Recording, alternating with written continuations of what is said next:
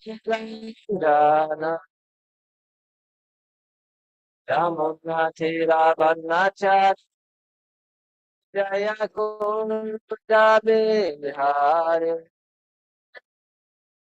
Ramana Tira Vanachat Jaya Kunja Bihari Jaya Radha Madhava Jaya Kunja Bihari Jaya Radha Madhava Jaya Kunja Bihari Papi Janna Baba Jaya Giri Padam Yadamari Papi Janna Jaya Giri Padadhari Yashodhanandana Jaya Vachajananda Yashodhanandana Jaya Vachajananda Yamuna Ravana Jaya Kutyabihari Yamuna Ravana Jaya Kutyabihari Jaya Radha Madhava Jaya Kutyabihari Jaya Radha Madhava Jaya Kutyabihari Hare Krishna, Krishna Krishna, Hare Hare, Hare Rama, Hare Rama, Rama Hare Hare, Hare Krishna, Krishna Krishna, Hare Hare, Hare Rama, Hare Hare, Hare Krishna, Krishna Krishna, Hare Hare. Hare Rama, Hare Rama, Hare Hare,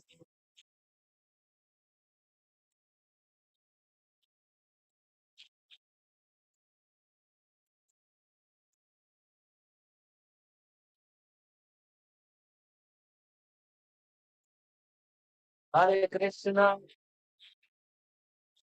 Krishna, Krishna Krishna,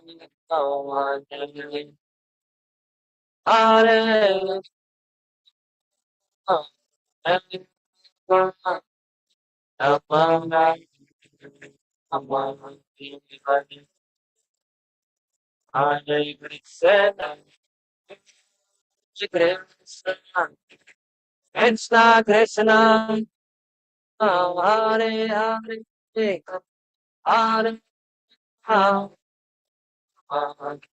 Rama, Rama Rama, Hare Hare,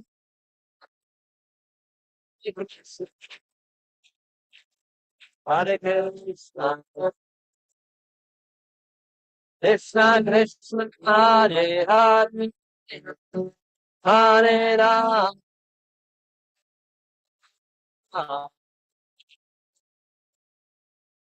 Rama Rama, Hare Hare,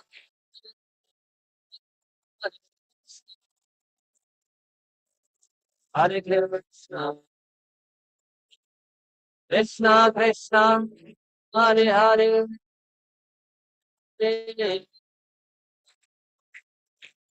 Hare Krishna, Rama Hare Hare, Hare Krishna, Hare Krishna, Krishna Krishna Hare Hare Hare Rama Rama Hare Hare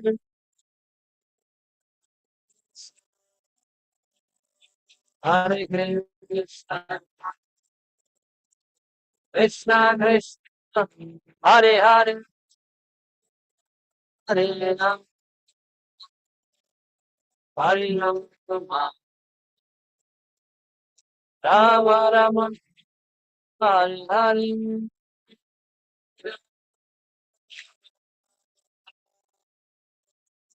Oranita Oranita Vinaya Oranita Radha Radha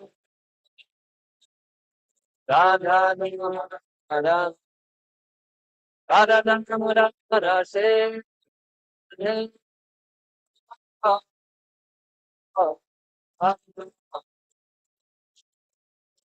Hare Jai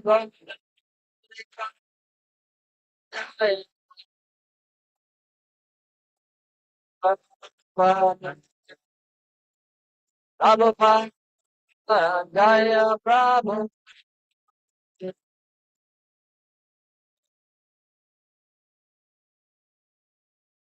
Shri Radha Damodar, Ki Jai, Kitam Sakra, Ki Jai Nurse, Ki Jai, Go Prema, Ananta Koti Vaishnav, Vrinda Ki.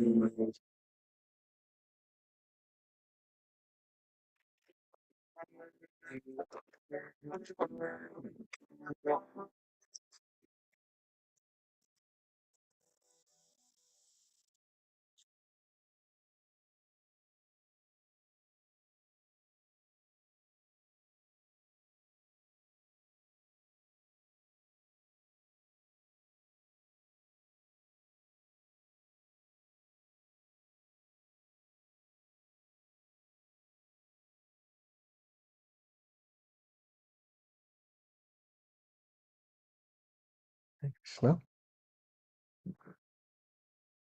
Chantalat Srimad Bhagavatam Ki Jai. Om Namo Bhagavate Vasudevaya. Om Namo Bhagavate Vasudevaya. Om Namo Bhagavate Vasudevaya. Today we're reading from Srimad Bhagavatam.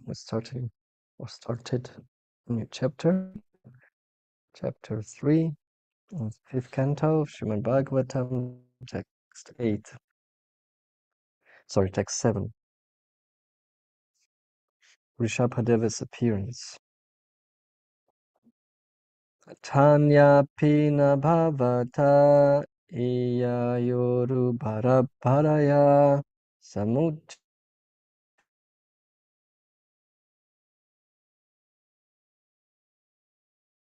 iho palabs. Right. Athanaya pina bhavata iyayoru bharabharaya samuchitamartam iho palabhamahe.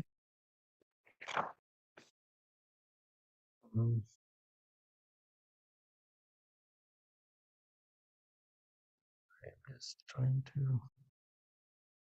Okay. Word-to-word translation. Atha, otherwise. Anaya, this. Api, even. Na, not. Bhavata, of your exalted personality.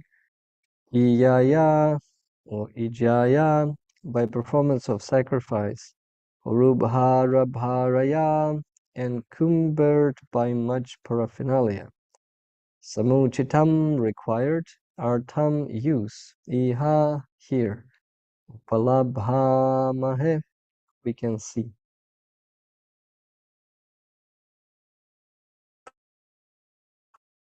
With many things, and have offered sacrifices unto you. But we think that there is no need for so many arrangements. Please, your lordship. Rupa Goswami says that if one is offered varied foods but has no appetite, the offering has no value. In a big sacrificial ceremony, there may be many things accumulated to satisfy the Supreme Personality of Godhead. But if there is no devotion, attachment, or love for the Lord, arrangement is useless. The Lord is complete in anything from us. However, if we offer him a little water, a flower, and a tulsi leaf, he will accept them. Bhakti is the main way to satisfy the Supreme Personality of Godhead. It is not a question of arranging huge sacrifices. The priests were regretful, thinking that they were not on the path of devotional service, and that their sacrifice was not pleasing to the Lord. End of the record. So verse again. Yapi na bhava ija yopalabhamahe. We have engaged in your worship with many things and have offered sacrifices unto you. We think that there is no need for so many arrangements to please your lordship. Omaganatimirandasya gyanandana shalakaya chakshurunmilitam yena tasmai shri gurave namaha. Shri Chaitanya mano bishtam stapitam yena bhutale Swayarupa kadama hyam dadati swapadantikam Panchakalpa tarubhyascha kripa sindubhya evacha Patitana pavanebhyo vaishnavebhyo namo namaha Shri Krishna Chaitanya Prabhu Nityananda Shri Advaita Gadadhara Shivasadi Gaura Bhaktavrinda Hare Krishna, Krishna Krishna, Hare Hare, Hare Rama, Rama Rama, Hare Hare. Nama Om Vishnupadaya Krishna Preshtaya Bhutale Srimate Bhaktivedanta Swamini Namine Namaste Saraswati Deve Gauravani Prachadine Nivishesha Shunnavadi Payade Shatadine.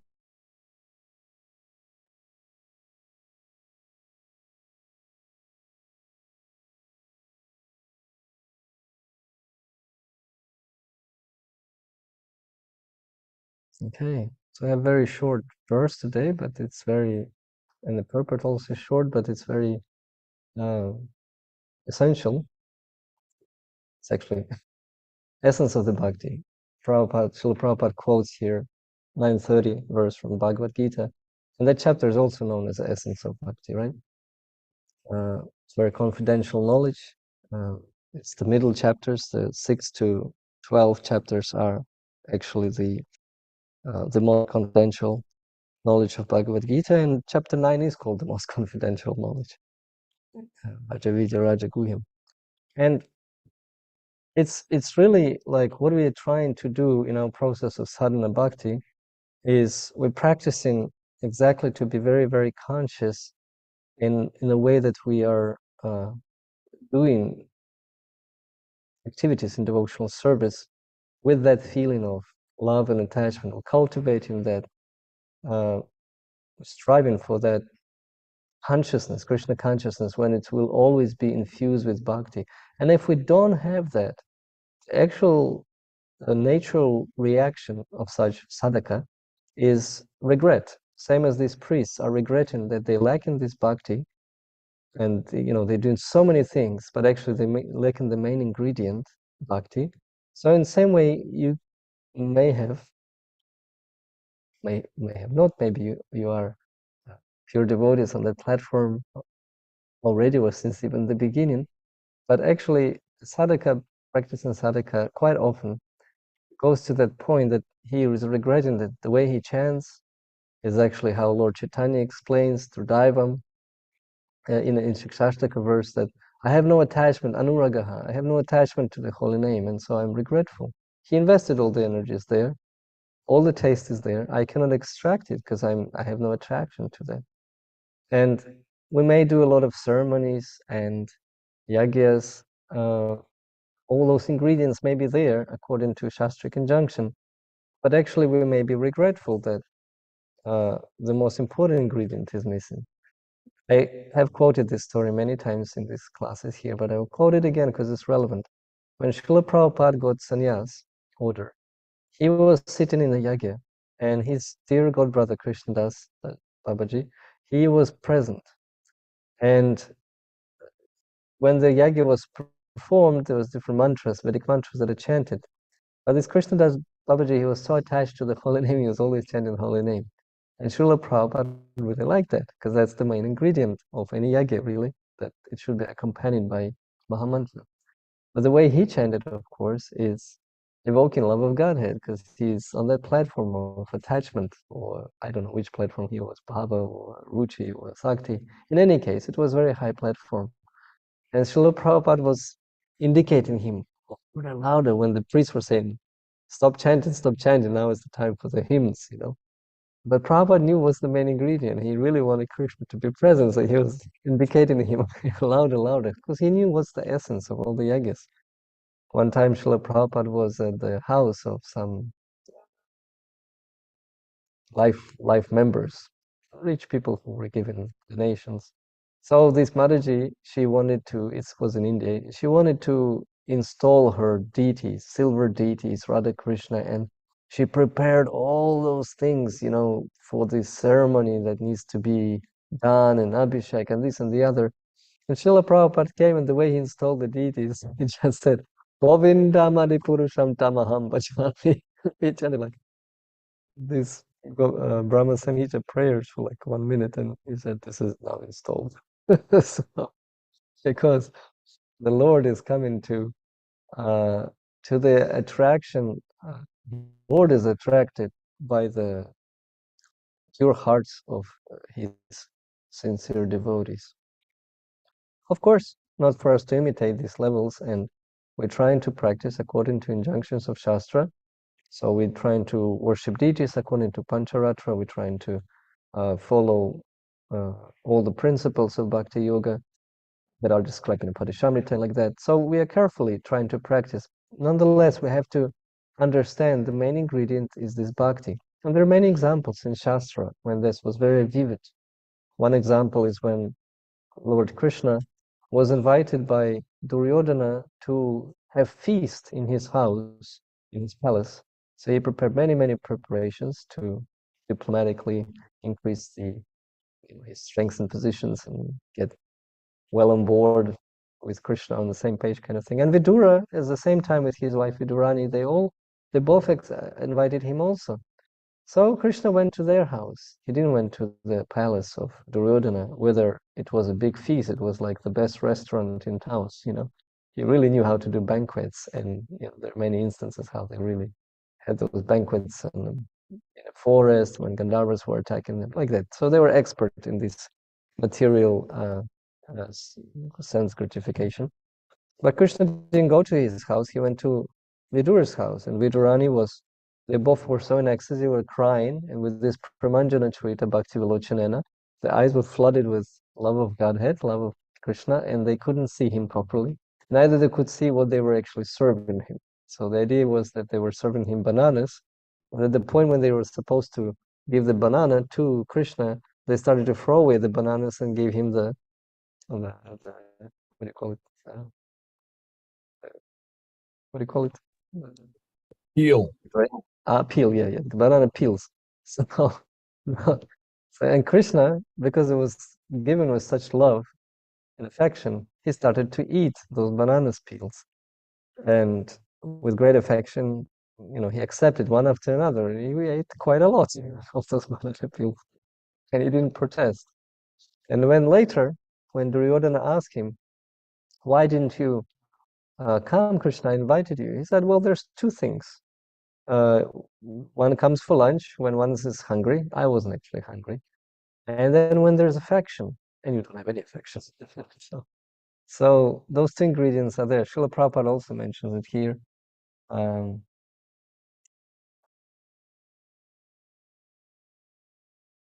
just a second. If there's no devotion, attachment, love, the arrangement is useless. Where is?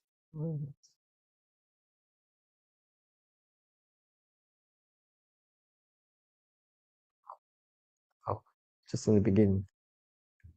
If one is offered varied foods but has no appetite, the value, right? So even like on a till platform, appetite is, you can go to lunch when it's a lunchtime, but if you're not hungry, well, how much could you eat, you know? So, but interesting thing is that when you go to a house of someone dear to you, or they are dear, you are dear to them, you know, how's your friends or relatives, your grandmother, you know, the way they cook with love, even if you didn't have appetite, it's actually true. Even as I said on material platform, Krishna is saying completely truth here, Krishna Bhagavan. So if the grandmother or mother or, you know, other person, very dear friend, is willing to feed you, they're so eager, you know, they have the desire to just bring you this satisfaction, and you cannot resist. All of a sudden, did you have that experience? I'm sure you did. You can raise your hand or put your thumbs up if you had that experience, that one, you came to a friend house or mother house or devotee's friend's house, you didn't have appetite, but they fed you, and all of a sudden you ate like you were hungry, like the quantity that you ate was like, and you even were perplexed. I wasn't actually hungry. How come I ate so much? You know. And the other symptom is actually you don't feel, well. Sometimes you do feel too heavy after that meal. You know, you're still feeling fine, although you didn't have appetite. Supposedly, you know, it should not have been digested, but it did, because the Agni, the fire, helped out because of the love and affection. Really, the food tastes completely differently when it's with love and affection. And actually, if devotees are conscious and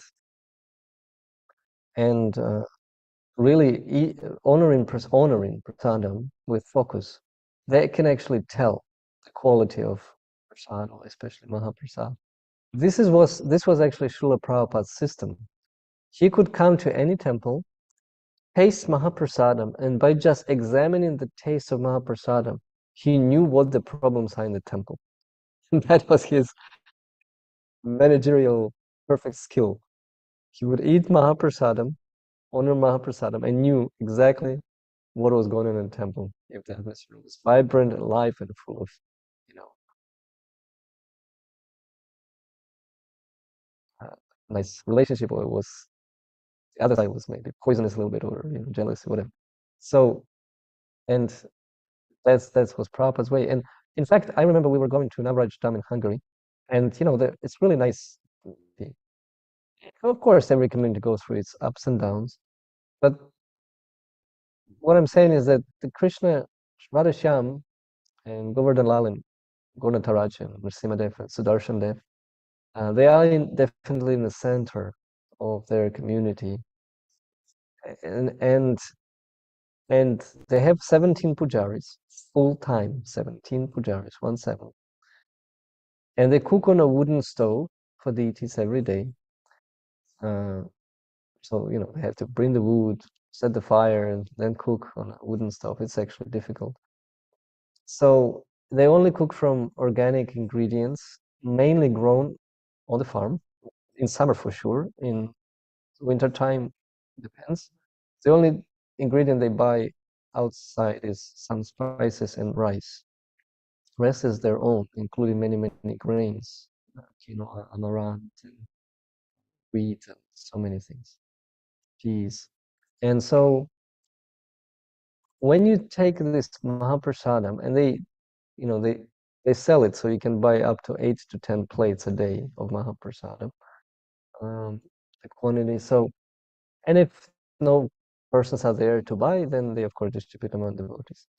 And when you taste this Mahaprasadam, like your consciousness is like out there in a Sri Goloka Dham, you know, like it's really uplifting your consciousness. But when we were coming there regularly, and we were coming 4 times a year, and we were always waiting for this Mahaprasadam feast. And of course, because they cook on a wooden stove, they don't heat it up. It's actually, by the time it ends up on your table, when you actually sit down and eat, or on the floor, we used to eat on the floor. So it's actually already cold. It's not Nothing is warm. Dal is cold. Everything is cold already. Not too cold, but it's like not warm. Nonetheless, this was our every time it was our lunch. It was our sadhana. I was booking in advance that nobody else books Raj Bhoga plate, because it was really opulent. There were two sweets at least. Kheer, sweet kheer was always there. Dal, rice, salad, chapatis, or some grains like breads, usually even two types. Um, and two or three sabjis. It's always opulent. Despite the opulence, despite it's been always cooked on the wood stoves, you could still tell the difference. Sometimes it was so intense with love that it was like far out prasadam. So the conscience of that cook or whoever offered or both was just extraordinary.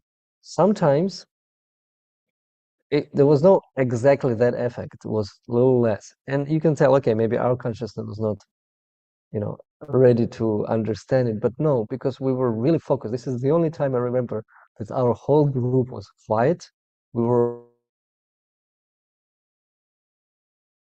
quietly honoring prasadam. We were really focusing, eating with hands, trying to really like understand every single molecule of this Mahaprasadam. That's how conscious and honorable we were for this experience, because we knew exactly what is happening to us after this intake. Actually, this whole trip was always so uplifting because we really used time properly in the Dham, not only by honoring Prasadam, but also serving there. We didn't come just to enjoy. We always did some practical service, washing dishes, floors, mopping altar room, helping in different ways. Uh, and always we did read and chant more. That was our sadhana. We did Harinam there always, at least one, on the property. And we did parikramas. So we were trying to go to Leela stans and actually read pastimes of Krishna. And of course, attend in the morning Mangalarti, deity greeting, and usually or either Gorarti or just Kirtan. At 4 o'clock, designated person who chants for the deities.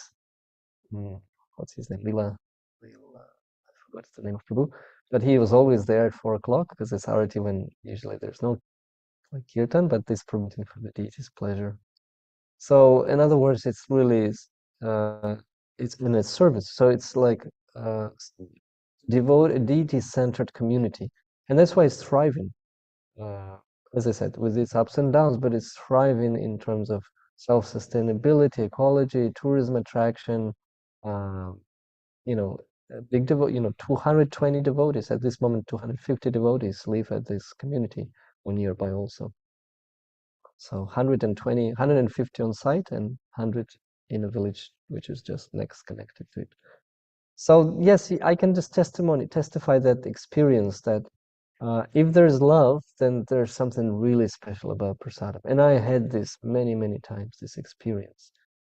And also, I had my own experience in a way that when I did offering of food, bhoga to Krishna, when I cooked it and offered, and even maybe selected and bought before myself and like that. So like that, the whole process was done consciously and with some feeling of trying to please the Lord. That quality of prasadam was always better than you just do it on a day-to-day basis when you fall to this kind of routine or mechanical offerings. Not mechanical, but without being too much conscious of how affectionately you want to, whom you actually offering it to, what that person means to you, like that. So you're conscious of the process. Ah, and because with persons, it's really a little bit easier because persons can let you know, right? Hey, you're not with me right now. Your conscience is elsewhere, so they can remind you. With deities, it's a little harder, or with the home altar, because they seemingly don't remind you. They're not speaking to you, right? Directly. Maybe they do. So they kind of tolerating your mm, state of consciousness. So when I remember Nandaloka Prabhu, when he comes, I hope he will come again to Gita. We spent about a day discussing the deity worship, and you know, his program is he chants 16 rounds before he goes on altar. So he wakes up at 2 because he wants to be in full consciousness when he's on the altar with deities. In Navraj Dham, they have a rule for all pujaris not to come on altar before you chant 4 rounds.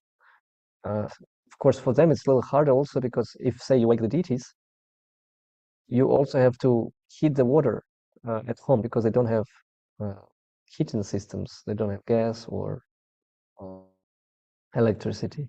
So they have to take the water from the well, heat it up on a stove, then take a shower, dress, and then go to on altar, chant 4 rounds, and then go on altar. In other words, they wake up, those pujaris who wake the deities, they wake up at 2 o'clock to actually perform all that.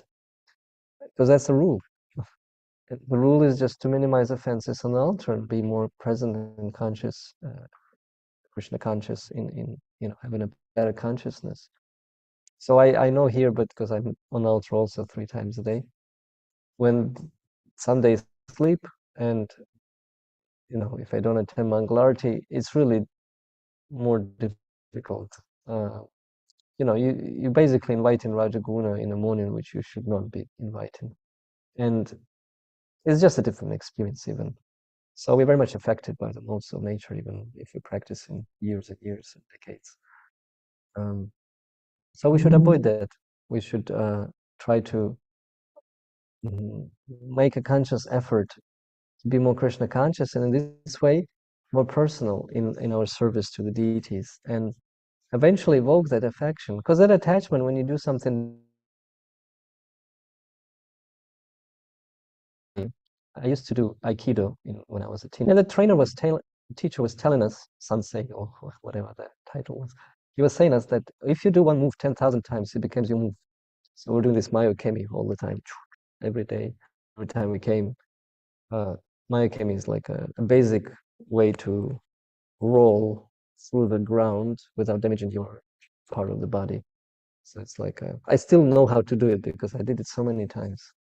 So I can roll, like do this flip through the hard ground, whatever it is, rocks,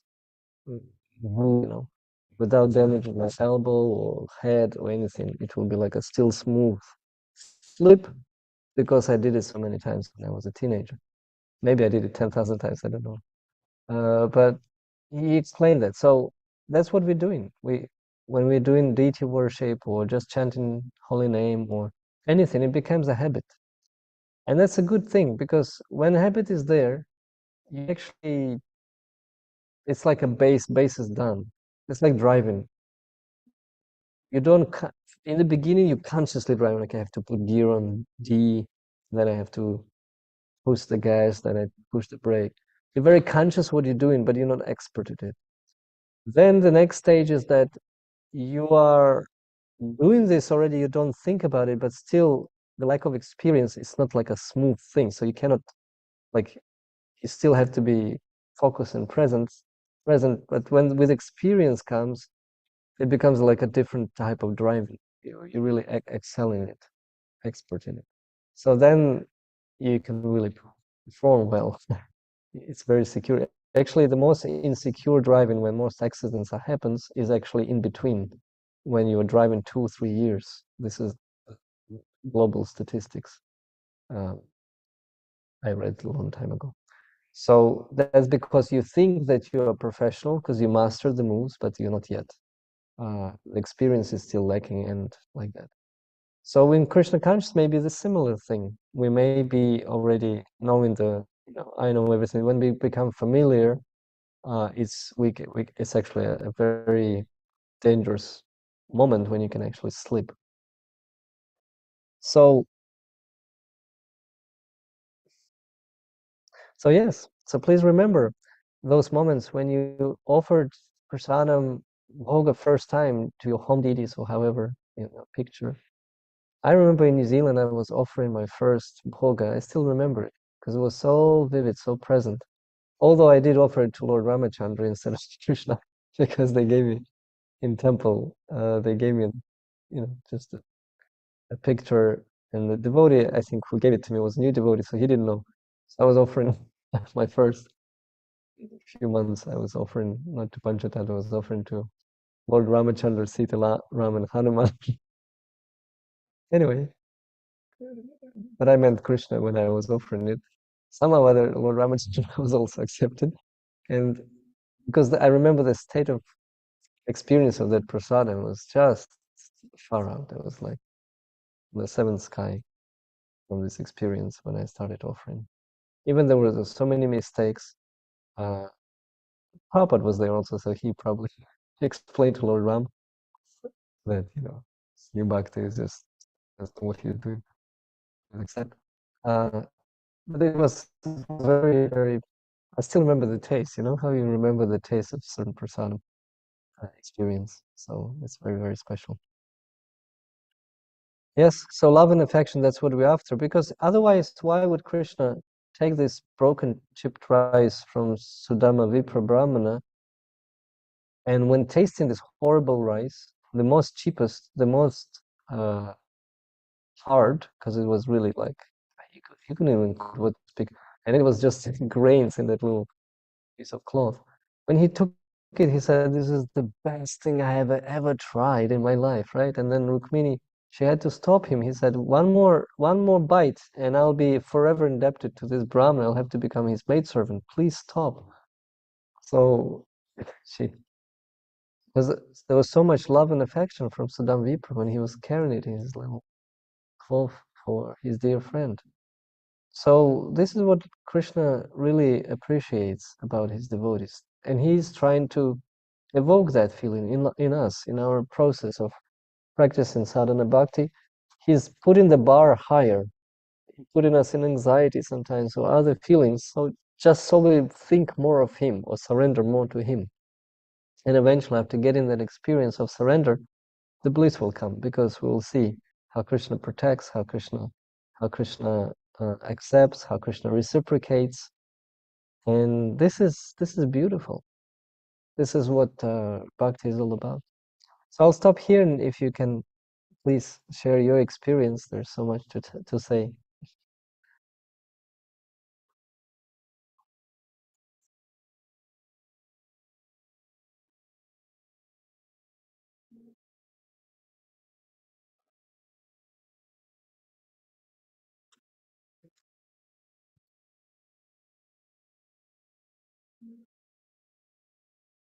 Anyone?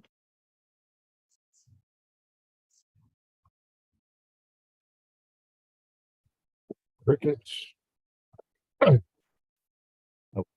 here's some comments from the other devotees. Hare Krishna.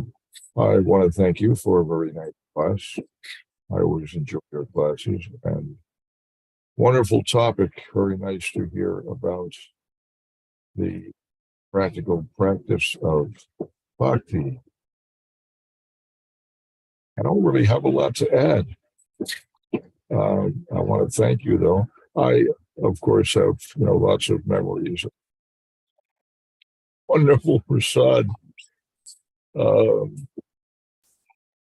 I could tell you some stories, I suppose. Earlier days of my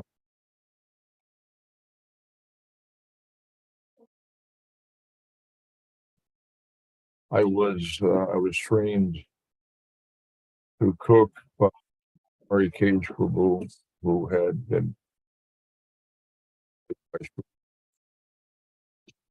so Hari Cage trained me in the way that Srila Prabhupada had trained him. And at one point came the head cook for the Henry Street Temple in Brooklyn, New York. And he assembled a group of wonderful devotees who were all, they were either excellent cooks or he was training them such that they became excellent cooks. And they were also wonderful devotees. And he arranged wonderful menus planned weeks in advance. Boga. Everything was organized very, very expertly. The kid is an extraordinarily bright and competent devotee. Everything was done very, very wonderfully.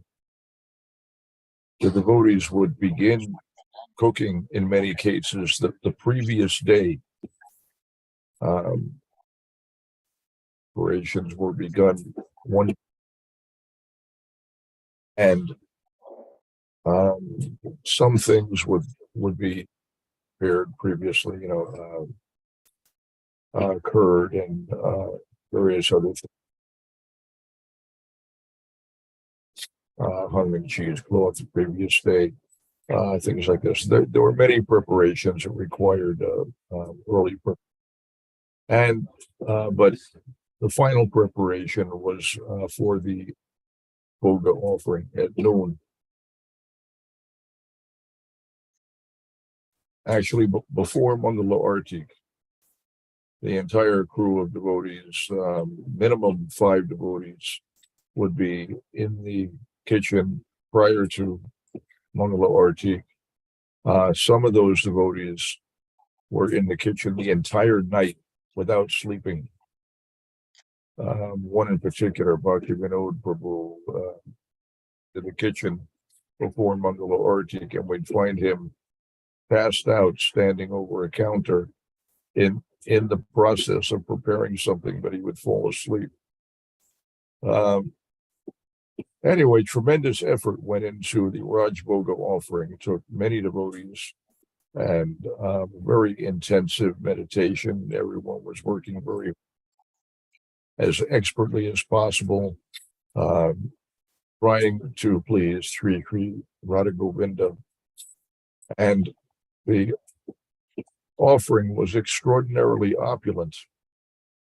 There were at least two types of dal, 2 or 3 types of dal, 3 or 4 different rice preparations, half dozen vegetable preparations, many different types of sweets, at least 3 different types of sweet rice. Just extraordinary. I never in my life anywhere have I seen a banquet that even began to approach the Raj Boga offering in New York at that time. And of course, all of the cooks were required to taste all the preparations to see, how their efforts panned out. So prasad was gathered in containers from the boga and slip away onto the fire escapes on the backside of the building. They would be completely stunned by the prasad. I don't know if you have had such an experience or have ever seen such a thing. Not only were the devotees quiet when they were honoring prasad, they would pass out in ecstasy, falling over and just stunned. The prasad would hit their tongue and they would just fall back against the wall, and their eyes would glaze over and they would just stare into the distance, just stunned, able to express themselves or even chew the prasad. It was extraordinary, just absolutely extraordinary, so amazing. The prasad in general at the time, whether it was a very simple preparation or a very opulent preparation, everything was imbued with an extraordinary quality that everyone could appreciate. It was hard for many to understand what it was about that prasad, but it transformed people. The Sunday feasts were absolutely mind-blowing, mind-boggling feasts. So good. People would come from everywhere to honor the prasad, and never was there anything left over. People would, sometimes some people would have some left, and others would take their plates out of the trash cans to to take the remnants because they were just so mad for the prasad. I myself was fond of I would eat the remnants of the guests from the Sunday feast because I just couldn't stop. It was just so extraordinarily good, absolutely mind-boggling and indescribable, so extremely good and absolutely otherworldly. There was nothing about these preparations that was really in any way similar here to be. They were completely transcendental, not material. It may have looked like a pori, just simply wheat flour and fried in ghee, but it became something altogether different, something extraordinary. Absolutely. Oh my God, so extremely good. And it would completely transform the hearts of anyone that accepted that with so big to, to be allowed to move into the temple and be honored to have such prasad on a daily basis. It was such an extraordinary thing. Anyway, thank you for your class. I've been thinking a lot about. Thank you, Tark Prabhu. Yes, you reminded me about these experiences of extraordinary prasadam. I remember once Lila Madhurya cooked. She didn't even expect, I think, what she was actually doing. Somehow or other, she cooked such a transcendental prasadam that we were living together with devotees in a house in Prague, 6 of us, 7. And that prasadam, after I honored it, I just stood up, I switched on some kirtan, and I think it was Indra Swami, and I was dancing for 2 hours straight, alone, just in front of the altar, in a completely ecstasy. I couldn't stop. That was the effect of that prasadam. I just couldn't stop. Even though I was full, I was dancing and chanting in ecstasy with this kirtan from Bhakti Sangam festival. Yeah, sometimes it had those effects on us and of course the other times, the whole group of us, we were just collapse on the ground laughing, and we couldn't stop laughing for maybe half an hour. All 7 of us were just rolling on the ground and laughing. Seriously, this was how we lived. If I'm thinking back, it's just amazing. And it's not, that was already the 2nd year in Krishna consciousness, so it was lasting. It was lasting long, that ecstasy of, having those experiences of nice kirtan, nice katha, nice prasad. And this is all it's really needed. I remember His Holiness Shivaram Swami was asked, "You read Chaitanya Charitamrita so many times. Could you tell us the essence? What is there in Chaitanya Charitamrita? What is this book is all about?" And he said, "There's a lot of eating in Chaitanya Charitamrita." That was his, he knows this book by heart, and he read it like trillions of times, and then he says there's a lot of eating, and then he added and kirtan also, and dancing. So yes, this is truly, the movement is about feasting and chanting, and the rest it's comes automatically, kind of thing. Devotees are happy, in ecstasy, chanting, eating, honoring prasadam, and organizing everything else for that, teaching, leading forward. As Srila Prabhupada said, the process of Krishna consciousness is all recreation. You chant in ecstasy, you dance in ecstasy, then you honor prasad in ecstasy, and then you get up and chant and dance some more. And then again, you honor prasad, and just continue like that. It's all recreation. A wonderful process. The first time I ever came to a temple, I didn't know what the occasion was. I had been, I thought I was some kind of a yogi. I performed a lot of those. I lived on a palm full of brown rice and seaweed, which was pretty nasty. No spices, not even salt.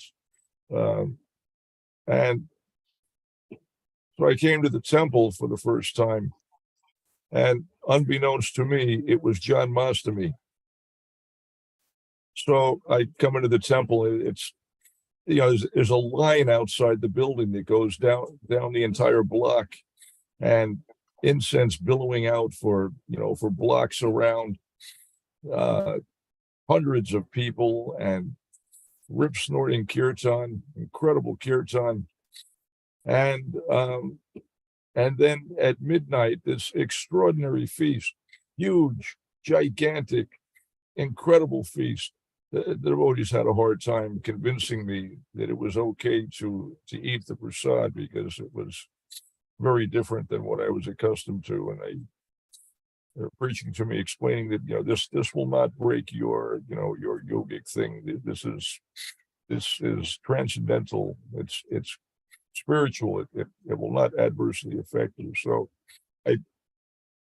I pigged out on the prasad. I ate like I have never eaten before. And following day, of course, was Srila Prabhupada's Puja. And I was allowed to stay in the temple overnight.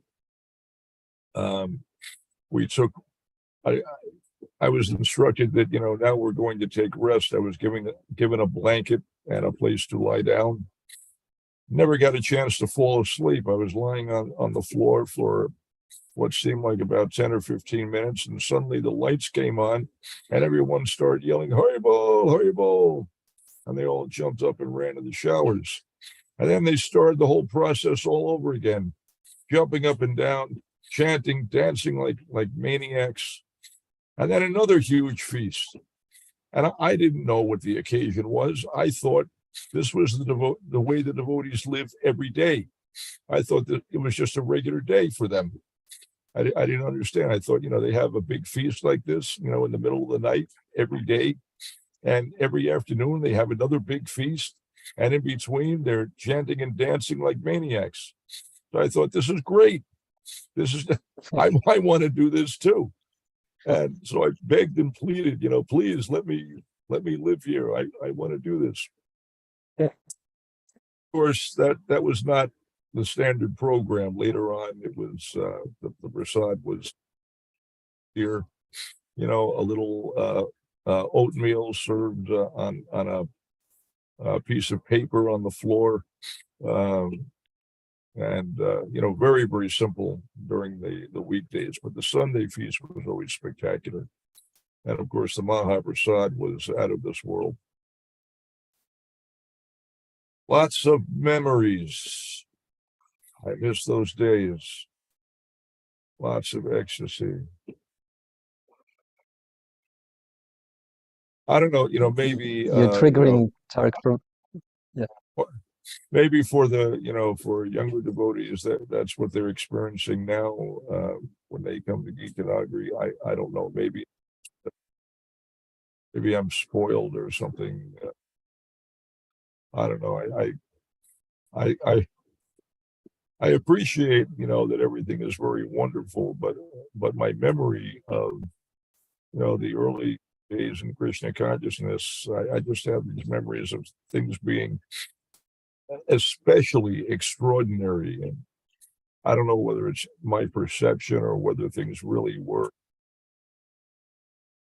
unusually remarkable at that time. But Krishna consciousness, of course, is just always. I would like to share one more memory until the deed is open, I guess.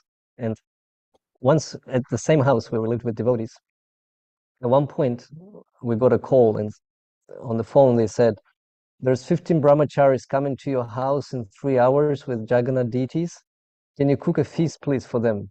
Like, no, in 2 hours. So we ran like mad to the supermarket, and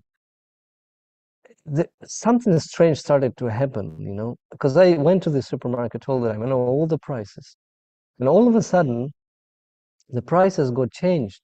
So 1 kilogram of carrots, instead of 10 crowns, which was like 50 cents, for kilogram. It became 1 cent for kilogram. Became 1 crown. I couldn't understand. It's like, what is this? This is like, this never happens. This is not a real price. I even asked the person. I said, sure, this is maybe misses the zero because this is just ridiculous. And the staff member said, no, no, that's okay. That's the price. I was like, okay. So I bought a lot of carrots to make fresh juice. I went to mango section. The mangoes dropped in price from $1 to like 20 cents. I didn't understand like what's going on. The mangoes never cost this cheap. This is just ridiculous. So anyway, I took a lot of mangoes and it was like this. And then we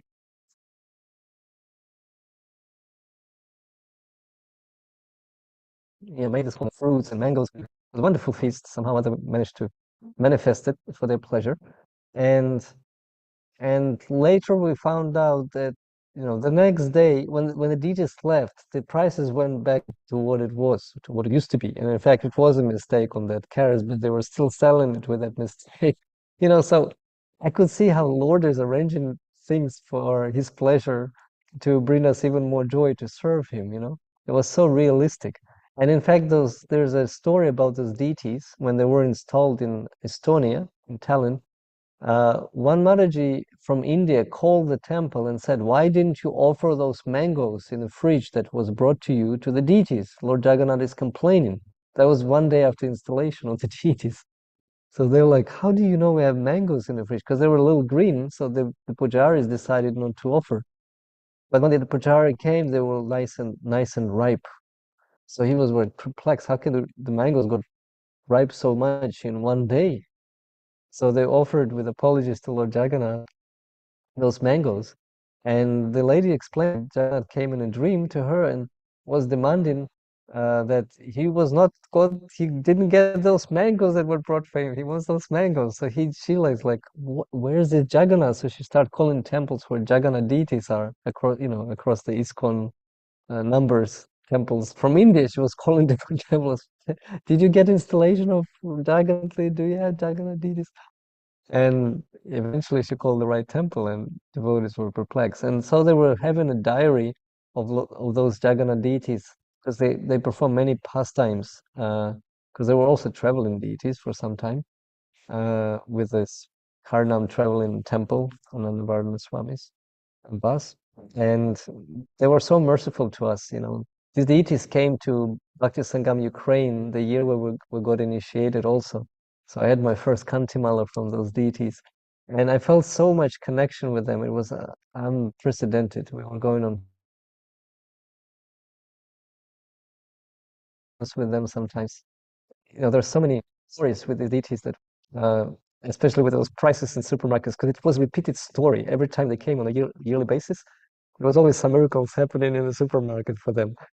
At the time, we were buying avocados, and it just somehow was deducted. The price was deducted. Off price was always for the avocados. We came the next day and said, "No, this is a mistake. The price." I said, "But the price is there," and we just corrected it yesterday. Why is the same price? So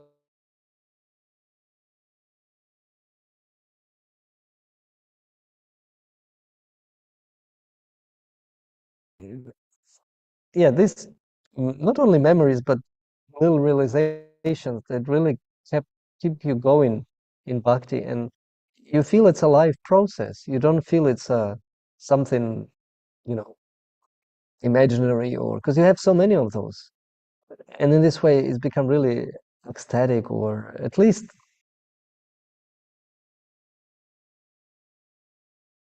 okay, I'm gonna do this another day. Krishna conscious. No, it's always alive. That's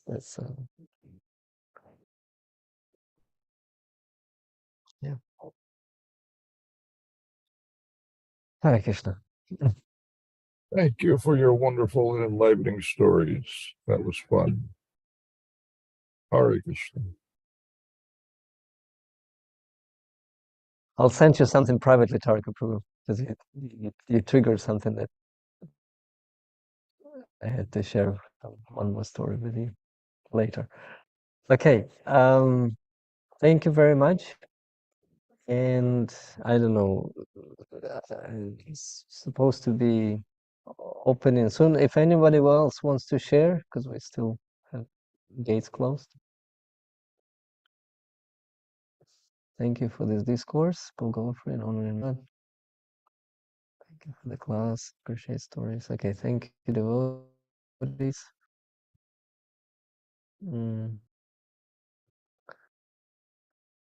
Oh.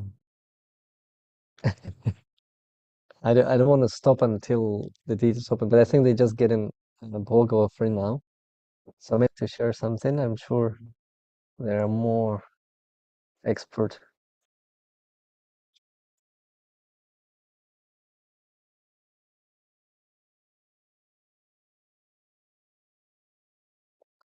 Reciprocation by the Lord.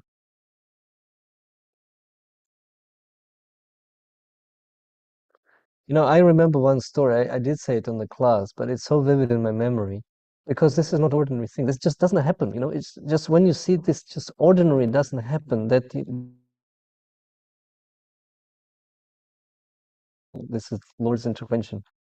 That was in the rain when I was going from the temple back home, and I had those Mahaprasad nuts with me from Czech Republic, which I was distributing. So I met this drunkard person who was really like, not clean clothes and was really drunk. But he got interested in tilak and my clothes because I was in devotional clothes. So he was like starting communicating. We were trying to because he was drunk. But I thought he's so drunk he's not able to understand anything I'm saying really. So I wrote Maha Mantra on a piece of paper and put it in his pocket. I thought maybe he'll just in the morning after hangover he will just read it or something. But then I thought I have those Maha nuts, so I gave him these few nuts to try. I said, "Look, this is for you." And so he took it. I didn't explain anything, what it is, you know. I didn't even speak really on spiritual topics much because he was really like completely off. But when he took those nuts, the reaction like astonished me to my. I still remember. He raised his arms, he put his head up. The tear from his eyes. That's after he honored those Mahanats. I state the sentence that I remember forever till my end of the days, I guess. He said, "Father, thank you for the mercy." And he with open arms, Wow. looking up, Wow. tears crying. And Wow. that was his statement. And Father, thank you for the mercy. I was like, I was standing there and I like, this is power of Mahaprasad. You know, I was just looking at it, it was like, this is unbelievable. You know, how could a person understand in this completely what is actually he's getting? He's getting mercy, Maha mercy. Then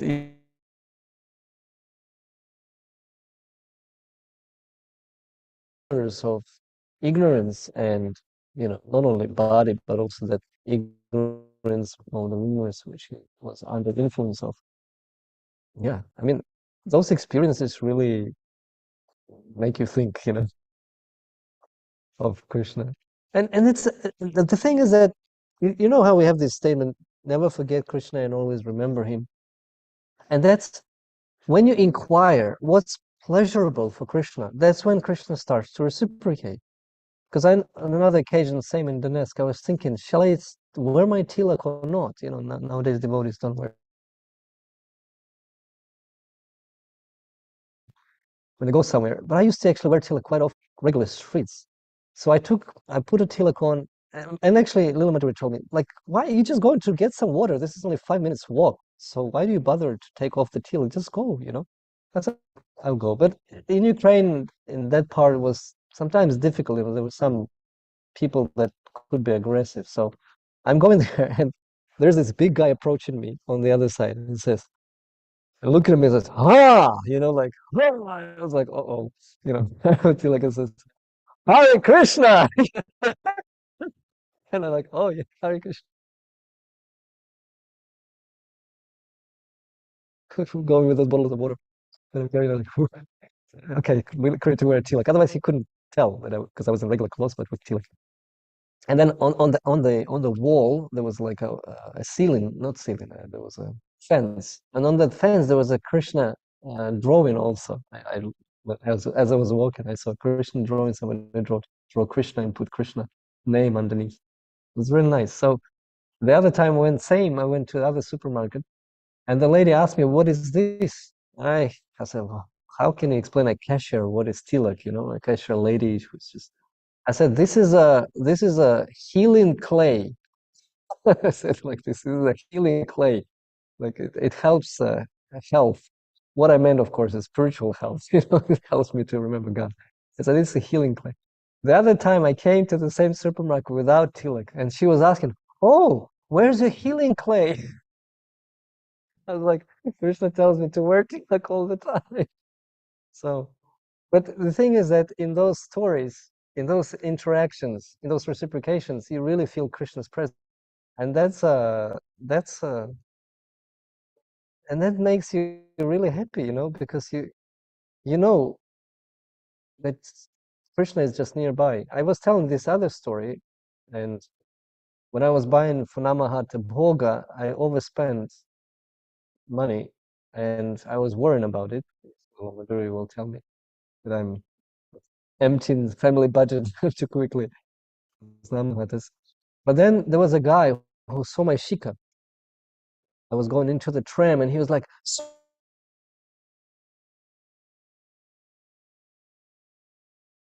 stop, Hare Krishna, stop, stop. So I turned around, and Shika said, are you Hare Krishna? I said, yes, yes. Here, get this donation. And he gave me exactly the amount of money that I overspent on Namahata. And he runs off. I said, sir, sorry, I don't have any book. I said, no, I just started to read Bhagavad Gita. This is so blissful. Just take the donation. I'm running. I have a plane to catch, and speaking to me in English in Prague. I was like, man, this is crazy, and my tram is going out. So I had to jump on a tram. And I'm standing there with this money. I was like, wow, Krishna, this is just amazing, He's trying to please devotees, spending extra money for them, and Krishna just returns you that money. That's when I was inviting everybody for Harinams. I was sending a lot of text messages. At that time, it was very expensive. So I spent half of my credit on my phone just sending invitations for Harinam to all those different beginning devotees. And I was thinking, oh, I think I overspent. And just minutes later, I got a message, your credit has been topped up by 200 crowns. I was like, what is this? I just topped up by 200. I spent half of it.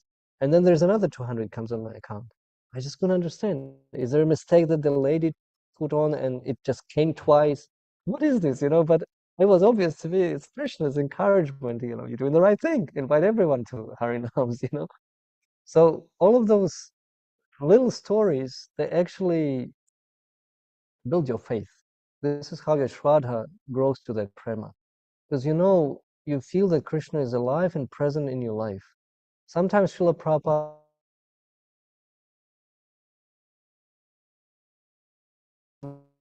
how? Ask his disciple, Krishna is God. And he actually gave two different answers twice. One time the devotee started to explain, well, but Bhagavad Gita said, and he said, who wrote the Bhagavad Gita? So he was like, not satisfied that you just base your faith on Shastra, because who wrote the Shastra? He was. And then one devotee said, Prabhupada, but when I chant my round, I just feel it. I feel the person is God. He's like, yes. No, you pointed out that we have to have our own realization of just having that understanding in the heart, conviction that this is Krishna, because this taste is so supreme.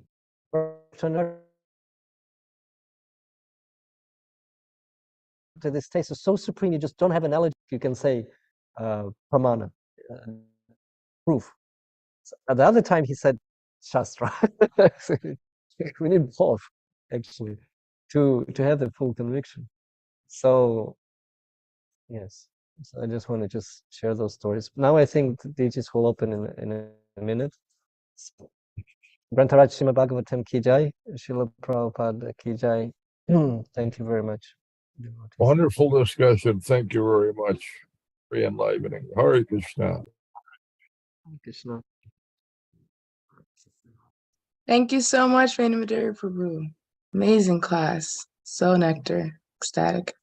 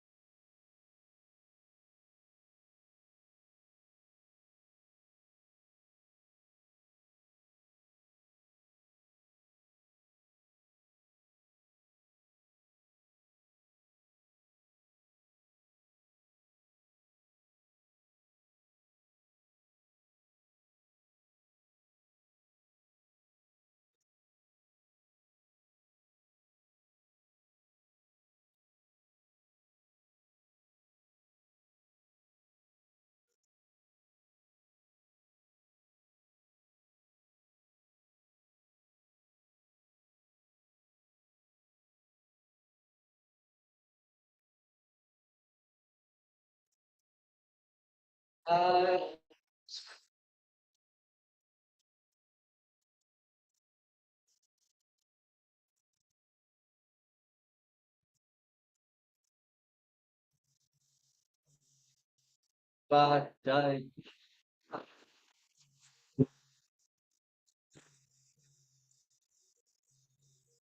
Prabhupada, Jaya Prabhupada, Jaya Prabhupada.